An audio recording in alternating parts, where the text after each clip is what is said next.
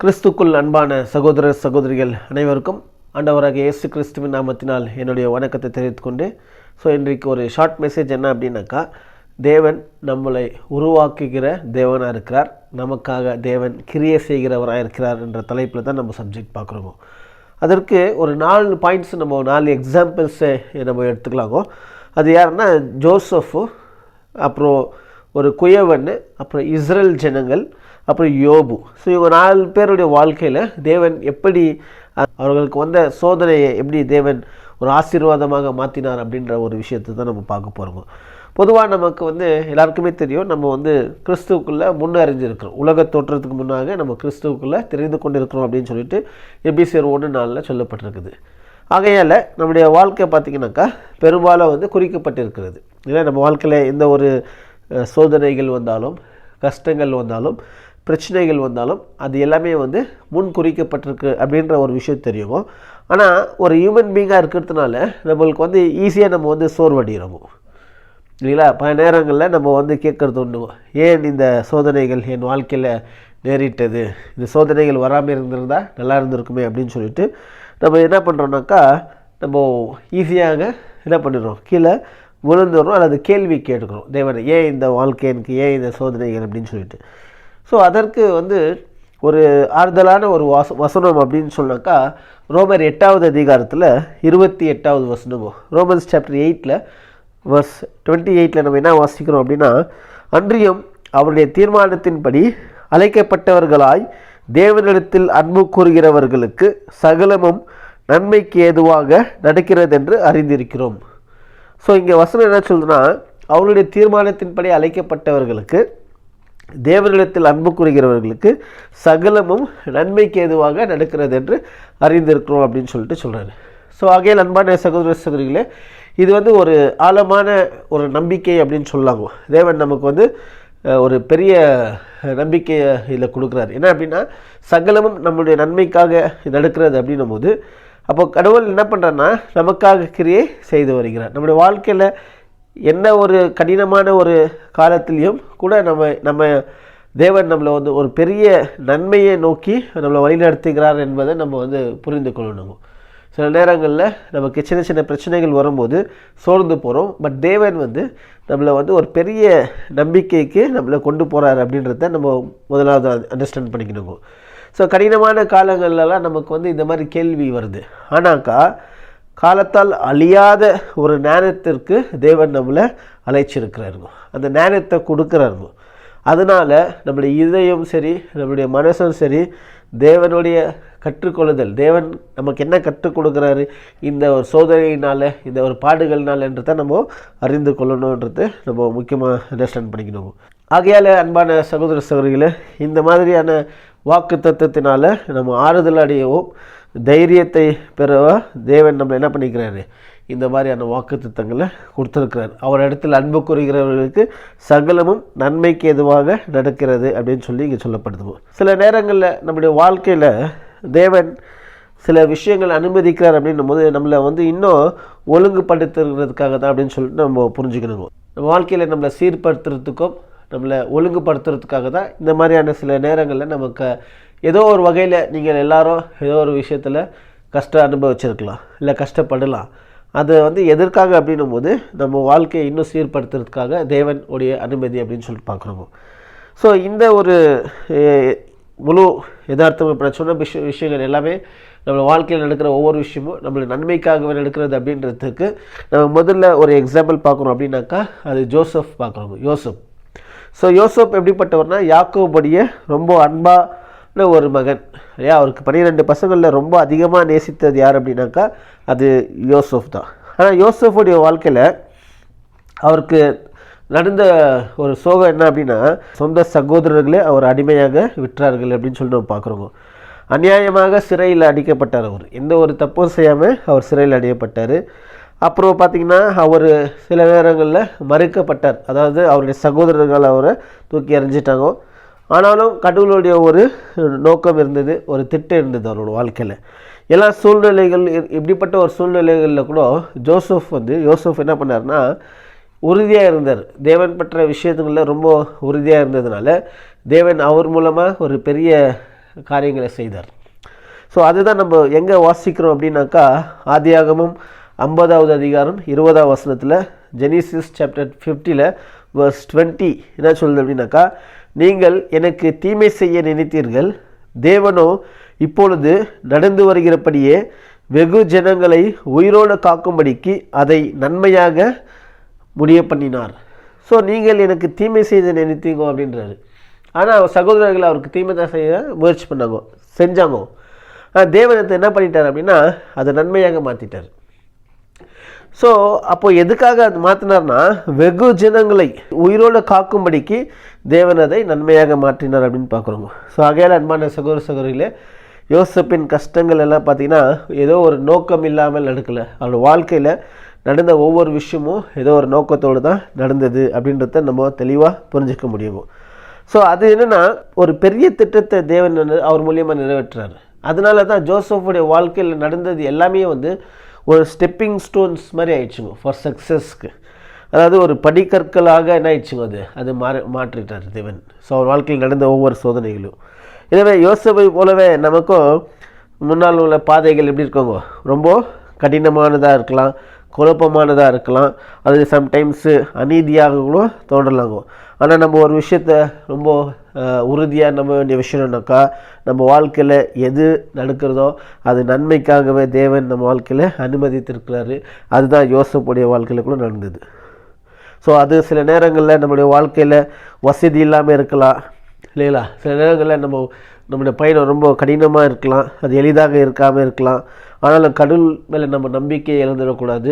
ஏன்னா நம்ம வாழ்க்கையில் எது நடக்குதோ அது நம்மளுடைய நன்மைக்காகவே நடக்குதுன்னுட்டு நம்ம யோசேப் மூலியமாக தெரிஞ்சுக்கிறோங்க. ஸோ அவர் நம்மளுடைய ஒரு நோக்கத்தோடு தான் நம்மளை வழியில் நடத்துகிறான்றதை நம்ம முதல்ல அண்டர்ஸ்டாண்ட் பண்ணிக்கணும். தேவனுக்கு ஒரு பர்பஸ் இருக்குது. அந்த பர்பஸை தான் தேவன் நம்ம வாழ்க்கையில் நிறைவேற்றுறதுக்காக அவர் அவர்கிட்ட நம்மளுடைய விசுவாசத்தை இழந்துடக்கூடாது. நம்மளுடைய மீட்பர் அவர், நம்ம ரட்சகர், நம்மளுடைய தேவன் அவர். ஸோ அவர் நமக்கு எது செய்தாலும் நன்மைக்காக செய்வார் என்ற அந்த நம்பிக்கையை நம்ம தேவன்கிட்ட காட்டணும். அந்த ட்ரஸ்ட் இருக்கணும், தேவன் மேலே முழுமையான நம்பிக்கை இருக்கணும் என்றதை நம்ம முதலாவது விஷயத்தை பார்க்கணும். ஸோ அதனால தான் யோசேப்புடைய வாழ்க்கையில் நடந்த எல்லாமே கடவுள் ஒரு நோக்கத்தோடு தான் அது அனுமதித்தார். ஸோ அப்படியே நம்மளுடைய வாழ்க்கையில் கூட எந்த மாதிரியான கஷ்டங்கள், தீங்குகள் எது நடந்தாலும் அது தேவன் நம்ம நன்மைக்காகவே செய்கிறார்ன்றதை நம்ம உணர்ந்து கொள்ளணும். ஸோ ரெண்டாவது உதாரணம் நீங்கள் பார்த்தீங்கன்னா, இந்த குயவனை பாருங்கள். அந்த சக்கரத்தில் இருக்கக்கூடிய அந்த குயவன் உட்காந்துட்டு என்ன பண்ணுவார்னா, அவருடைய குயவனுடைய இந்த திறமையான கைகளில் ஒரு களிமண் இருக்குது இல்லைங்களா. ஸோ அந்த களிமண் சில நேரங்களில் அழுத்தத்திற்கு உட்படுதுங்க இல்லையா. அழுத்தம், அதுக்கு மேலே ஒரு அழுத்தம் போடுறாங்க, அது மேலே ஒரு வெப்பம் இல்லையா, ஒரு ப்ரெஷர் இருக்கும், அப்புறம் ஒரு ஹீட்டு போடப்படுது அந்த களிமண் மேலே. ஸோ அது குத்தப்படுகிற சமயத்தில் நல்லா அதை குத்தி அதை மிதித்து அதை அவங்களுக்கு தேவையான அளவுக்கு அந்த மண்ணை லூஸ் பண்ணுவாங்க. ஸோ அதனால் சம்டைம்ஸ் என்ன ஆகும்னா அது சுருளப்படுதுங்க, அந்த ஸ்விங்கில் அந்த ஸ்பின்னில் என்ன ஆகும், ஸ்பின்னிங் ஆகும் அது. ஆனாலும் இது எல்லாமே ஒரு நோக்கம் இல்லாமல் நடக்கலை இல்லையா, எல்லாமே ஒரு நோக்கத்தோடு தான் நடக்குது. ஸோ ஒவ்வொரு அழுத்தத்துலேயும் இல்லை ஒவ்வொரு சுழலிலும், அதாவது அந்த ஸ்பின்னிங்லேயும் குயவன் என்ன பண்ணுறாருன்னா அந்த களிமண்ணை ஒரு பயனுள்ள ஒரு பாத்திரமாக மாற்றுறாரு, ஒரு அழகான ஒரு பாத்திரமாக அதை உருவாக்குறாரு. ஆகையால் அன்பான சகோதரர்களே, அதே போல் தான் நம் ஒரு களிமண்ணாகவும் நம்முடைய தேவன் ஒரு குயவனாக இருக்கிறாருன்னுட்டு நமக்கு பைபிள் சொல்லப்பட்டிருக்கு. ஏசாயா 64வது அதிகாரம் 8வது வசனத்தில், ஐசையா சாப்டர் 64 verse 8 என்ன சொல்லப்பட்டிருக்குன்னா, இப்பொழுதும் கர்த்தாவே, நீர் எங்களுடைய பிதா, நாங்கள் களிமண், நீர் எங்களை உருவாக்குகிறவர், நாங்கள் அனைவரும் உமது கரத்தின் கிரி. ஸோ எவ்வளோ அருமையாக அந்த ஒரு பாட்டர்ஸ் அண்ட் கிளேக்கு கம்பேர் பண்ணுறாரு பாருங்க. இப்பொழுது கர்த்தாவே, நீர் எங்களுடைய பிதா, okay, you are our father, நாங்கள் களிமண். ஸோ நம்ம ஒரு களிமண் என்றார். நீர் எங்களை உருவாக்குகிறவர். ஸோ இதுதான் இன்றைக்கி தலைப்புங்க, உருவாக்குகிறவர். தேவன் நம்மளை உருவாக்குகிறவராக இருக்கிறார். நாங்கள் அனைவரும் உமது கருத்தின் கிரியைகள்.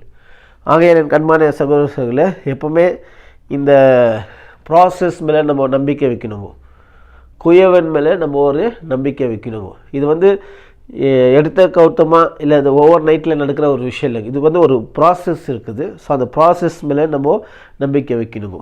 ஏன்னா சில நேரங்களில் நம்ம சொந்த வாழ்க்கையில் நமக்கு ஏன் இந்த சோதனைகள் ஏற்பட்டு இருக்குது, நமக்கு ஏன் இந்த உபத்திரங்கள் வந்தது, நம்மளால் புரிந்து கொள்ள முடியாத சில சூழ்நிலைகளில் நம்ம இருப்போம்.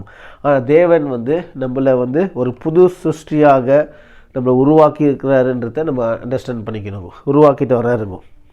அதனால் நம்ம ஒரு குயவன் கையில் இருக்கக்கூடிய ஒரு களிமண் போல் நம்ம இருக்கிறோங்க.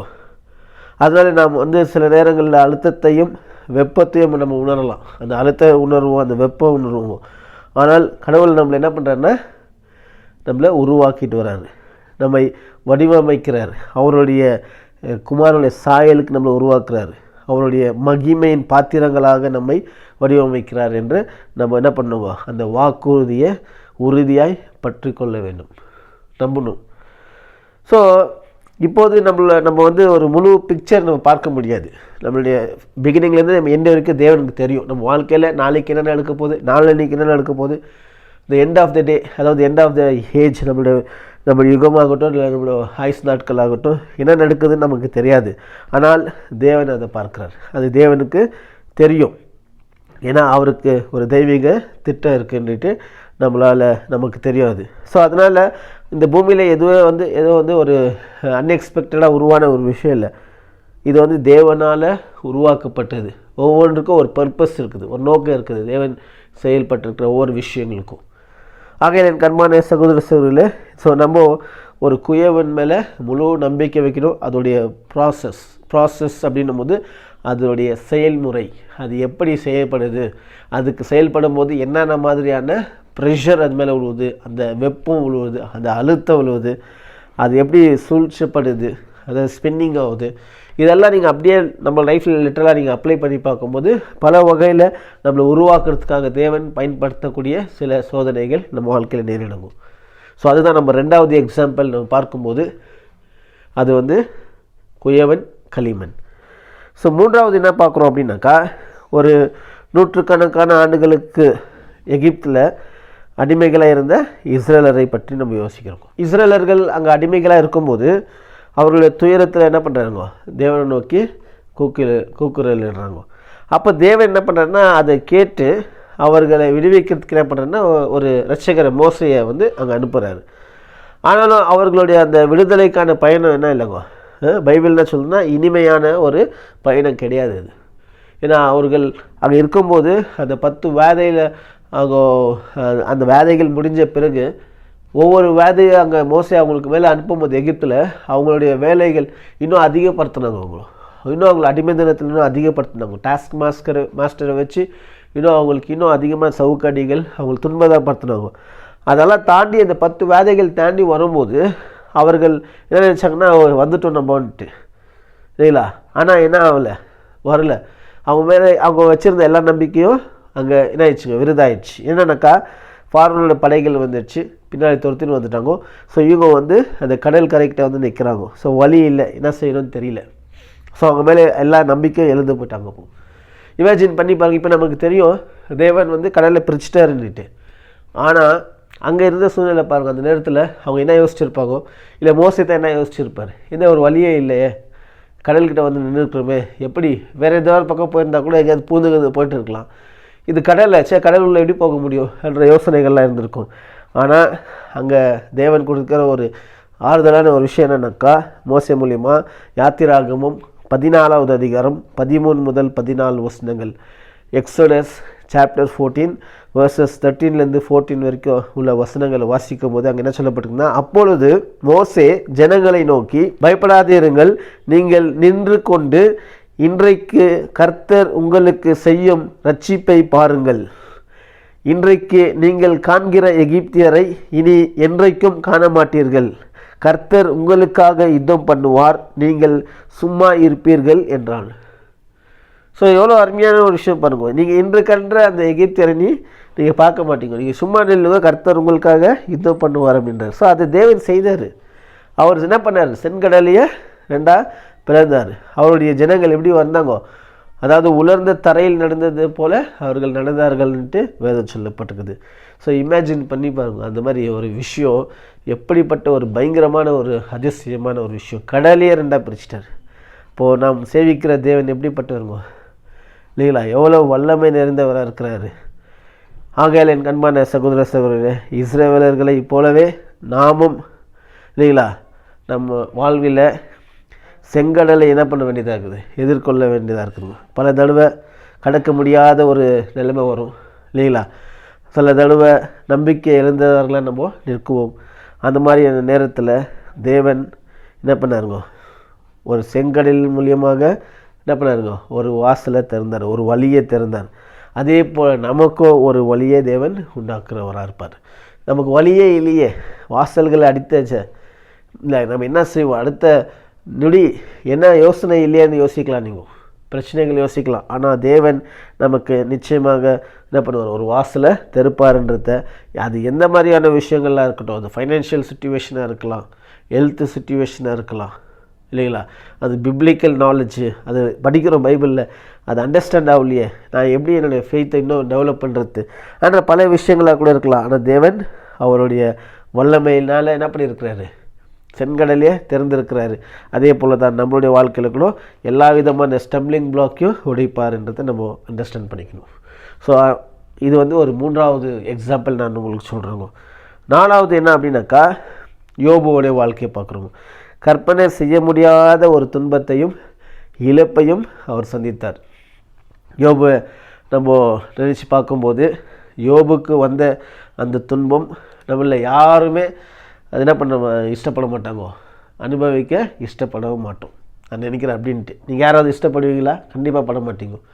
ஏன்னா யூஸ்வலாக எல்லாருமே ஆபிரகாமை ஆசீர்வதிச்சதை போல் எங்களை ஆசீர்வதிங்க, ஈசாக்கு ஆசீர்வதிச்சதை போல் எங்களை ஆசீர்வதிங்கன்னு, யோபுக்கு ரெட்டிப்பாக கொடுத்தது போல் எனக்கு கொடுங்கன்னு. ஆனால் யோபுக்கு கொடுத்த பாடுகளை மாத்திரம் கொடுக்காதீங்கன்னு சொல்லுவாங்க. ஏன்னா யோபு அந்த அளவுக்கு அவர் துன்பத்தையும் பாடுகளை அனுமதித்தார். யோபு தன் பிள்ளைகளை இழந்தார், தன் உடைமைகளை, அந்த பொசிஷன்ஸ், அவருடைய சொத்துக்களை இழந்தார், வேலைக்காரர்களை இழந்தார், அப்புறம் அவருடைய ஆரோக்கியத்தையும் இழந்தார். யோபு கிட்டத்தட்ட எல்லாவற்றையும் இழந்தாருங்க. இது போதாது என்று அவருடைய மனைவி வந்து தேவனை தூஷித்து ஜீவனை விடுனாங்க. அவர் அந்த லாஸ்ட் ஃபைனல் ஸ்டேஜில் அவருடைய உடம்பெல்லாம் கொப்பளம், அந்த கொப்பள நேரத்துலேயே அந்த ஒரு வார்த்தை சொன்னாங்க. ஸோ நம்ம யோபு பற்றி தெரியும். யோபு அநேக விதத்தில் நிறைய கேள்விகள் கேட்டார், அழுதார், நிறைய பிரச்சனைகளை சந்தித்தார். ஆனால் அவருடைய வாழ்க்கை அந்த துயரத்திலேயே முடிவடையலை. அங்கேயே என்ன ஆகல வாழ்க்கை. யோபுக்கு வந்து ஒரு ஸ்பெஷல் விஸ்டம் வந்துச்சு, அதனால் ஒரு நாலேஜ் வந்துச்சுங்க. நீங்கள் யோபு 42 அதிகாரம் 2வது வசனத்தில் வாசிக்கும் போது, ஜோப் 42nd சாப்டரில் 2nd verse, தேவரீர் சகலத்தையும் செய்ய வல்லவர், நீ செய்ய நினைத்தது தடைப்படாது என்பதை அறிந்திருக்கிறேன். பாருங்களா, தேவரீர் நீ சகலத்தையும் செய்ய வல்லவராக இருக்கிறீன்ற. இதுதான் இல்லை, ஈ கேன் டூ எனி திங், எல்லாருமே அவரால் பண்ண முடியும். அப்புறம் தேவன் நினைக்கிறது யாராலையும் தடை பண்ண முடியாது என்று நான் அறிந்திருக்கிறேன். இந்த துன்பத்தினால, இந்த சோதனையினால் யோபு வந்து கடவுளினுடைய ஞானத்தையும் வல்லமையும் என்ன பண்ணார், ஒரு ஆழமான புரிதலுக்குள்ளே போனார். ஒரு இன்சைட் உருவாச்சு அவருக்குள்ள, ஒரு ரகசியங்கள், தேவன் எவ்வளோ வல்லமை உள்ளவர், தேவன் நினச்சா எதுவும் செய்ய முடியுன்ற விஷயத்தை அவர் புரிஞ்சு கொண்டார். ஒரு என்ன சொல்கிறது, மறு சீரமைப்பை உருவாக்கினார். அதாவது ரெஸ்டோரேஷன், அவர் லைஃப் வந்து செகண்ட் சான்ஸ் கொடுத்து இன்னும் பிரம்மாண்டமாக ரெஸ்டோர் ஆயிடுச்சு. அந்த மாதிரியான ஒரு யோபுவோட வாழ்க்கையில் நடந்த ஒரு experience, because of he underwent all those sufferings. அந்த சஃபரிங்ஸ், அந்த பாடுகளை அவர் கடந்து வந்ததுனால அவருக்கு தேவன் வந்து ஒரு பெரிய தெய்வீக ஞானத்தையும் சகல விதமான ஆசீர்வாதங்களை கொடுத்துருக்கிறார். ஸோ நம்ம இந்த பல தடவை இதை பற்றி நம்ம பேசியிருக்கோங்க. யோபு வந்து ஒரு பெஸ்ட் எக்ஸாம்பிள் வந்து மனுக்குலம், இந்த என்டையர் ஹியூமன் பீயிங்கு பலவிதமான பாடுகளில் கடந்து போயிட்டுருக்குறாங்க. அந்த பாடுகள் நிமித்தம் அவர்களுக்கு ஒரு எக்ஸ்பீரியன்ஸ், ஒரு அனுபவத்தை கொடுக்குறார் தேவன். தேவன் இல்லாத வாழ்க்கை எப்படிப்பட்டதாக இருக்கும் அப்படின்றத ஒரு உணர்வுக்காக தேவன் மனிதர்களை, தீமைகளை அனுமதித்திருக்கிறார். ஆனால் யோபுக்கு அந்த வாழ்க்கை ரெஸ்டோர் ஆன மாதிரி எல்லா மனிதர்களும் ஒரு நாள் இயேசுவினுடைய ராஜ்யத்தில் அவர் அரசாடும் போது அது பெற்றுக்கொள்வார்கள் என்று நமக்கு நிறைய விஷயங்கள் டாக்டரினல் ட்ரூத் நமக்கு தெரியும். அதுபோல் யோபுடைய வாழ்க்கையை நம்ம இஸ்ரேலர்களுக்கும் கம்பேர் பண்ணியிருக்கிறோம், நம்மளுடைய வாழ்க்கைக்கும் நம்ம கம்பேர் பண்ணிக்கிறோம். ஆகையால் இது அனைத்தும் யோபுக்கு தேவன் செய்தார். தேவன் எப்படி யோபுக்கு ஒரு வாசலை திறந்து ஒரு வாழ்க்கையை மறுபடியும் ரிஸ்டோர் பண்ணாரோ அப்படியே நம்மளுடைய வாழ்க்கையும் தேவன் ரிஸ்டோர் பண்ண வல்லவராக இருக்கிறான்றதை நம்ம அறிஞ்சுக்கொள்ளணும். ஆகவே இந்த நம்முடைய சோதனைகள்லாம் பார்த்திங்கன்னா சோதனைகளாகட்டும் இன்னல்கள் ஆகட்டும் இல்லைங்களா, அது ஹியூமிலியேஷன் ஆகட்டும் சஃபரிங்ஸ் ஆகட்டும், நம்ம எல்லாமே எதிர்கொள்ளும் போது நம்ம என்ன ஒரு விஷயத்தை அண்டர்ஸ்டாண்ட் பண்ணிங்கன்னா, நமக்கு முன் வந்தவர்களினுடைய நம்பிக்கையில் நாம் என்ன பண்ணிக்கணுங்க, ஈர்க்கப்படணும். அதாவது நம்ம அதில் ப்ளீஸ் ஆகணும். இப்படியெல்லாம் வாழ்ந்துருக்குறாங்கன்னு சொல்லிட்டு அந்த விஷயங்கள் நம்ம இன்னும் என்கரேஜ் பண்ணணுன்றத நம்ம பார்க்குறோங்க. ஆகையால் என் கண்பான சகோதரர்களே, கடவுளுடைய வார்த்தையில் அவர் கொடுத்த அந்த வாக்கு தத்துவத்தில் நம்ம உறுதியாக பற்றி கொண்டவர்களாக இருக்கணும். தேவன் சொன்னார் எல்லாமே நம்முடைய நன்மைக்காகவே நடக்குதுன்னார். ஒவ்வொரு இல்லைங்களா, கடவுள் செயல்படுகிற ஒவ்வொரு விஷயத்துலையும் ஒரு தெய்வீக திட்டம் இருக்குது.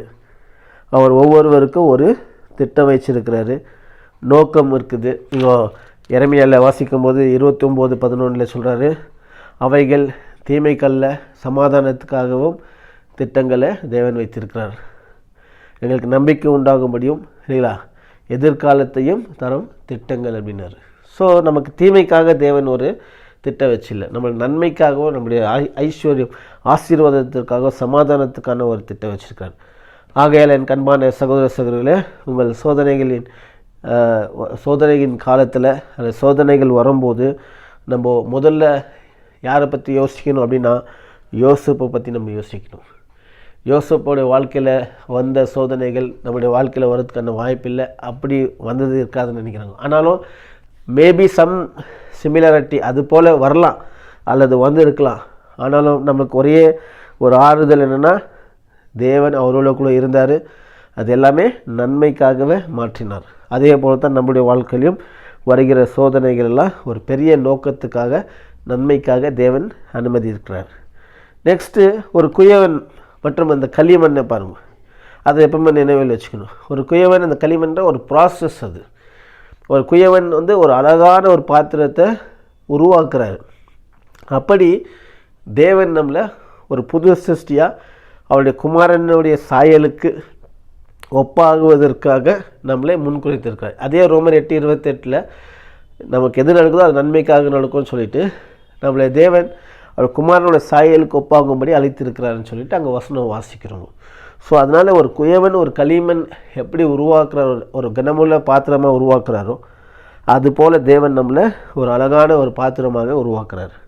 அது ரெண்டாவது விஷயம் நம்ம அண்டர்ஸ்டாண்ட் பண்ணிக்கணும். மூன்றாவது என்ன அப்படின்னாக்கா, இஸ்ரேலரை நம்ம நினைச்சிக்கணும். இஸ்ரேலர்கள் ஒரு அடிமைத்தனத்தில் இருந்தாங்க. அடிமைத்தனத்துலேருந்து விடுவிக்கிறதுக்கு ஒரு காலம் வந்தது. அவர் அழுகையை தேவன் கேட்டார் அந்த கூக்குரலை.